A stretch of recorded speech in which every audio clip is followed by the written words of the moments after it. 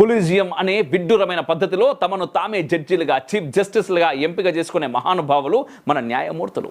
అయినా సరే జనం చేత ప్రత్యక్షంగా ఎన్నుకోబడే ఎమ్మెల్యేలు, ఎంపీలు, ప్రధాని, పరోక్షంగా ఎన్నుకోబడే గవర్నర్లు, ఉపరాష్ట్రపతి, రాష్ట్రపతి ఇలా అందరికీ హుకుంలు జారీ చేస్తూ ఉంటారు.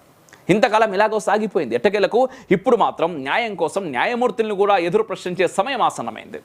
MP Nishikant Dubey, vice president Jagdish Dhankhar, professor Anand Ranganathan ఒక్కొక్కరుగా తెర మీదికి వస్తూ చేస్తున్న పని అదే. ప్రజాస్వామ్యంలో ప్రశ్నలకు ఎవ్వరూ అతీతులు కాదబ్బా. సుప్రీంకోర్టు కూడా ఖచ్చితంగా అండ్ మీకు కూడా నాకు తెలిసి చాలా క్వశ్చన్స్ ఉంటాయి, చాలా ప్రశ్నలు ఉన్నాయి. అవన్నీ కామెంట్ రూపంలో తెలియజేయరు, చదువుతా, నాకు కూడా తెలుస్తూ ఉంటుంది కదా కొంత. అండ్ ఈ వీడియో పైన కూడా మీ అభిప్రాయాలు తప్పకుండా తెలియజేయండి. ఈ వీడియో నచ్చితే లైక్ చేయండి, షేర్ కూడా చేయండి. మన ఛానల్ ఇంకా సబ్స్క్రైబ్ చేసుకోకపోతే మాత్రం చేపిరబ్బా. జై హింద్, మేరా భారత్ మహాన్.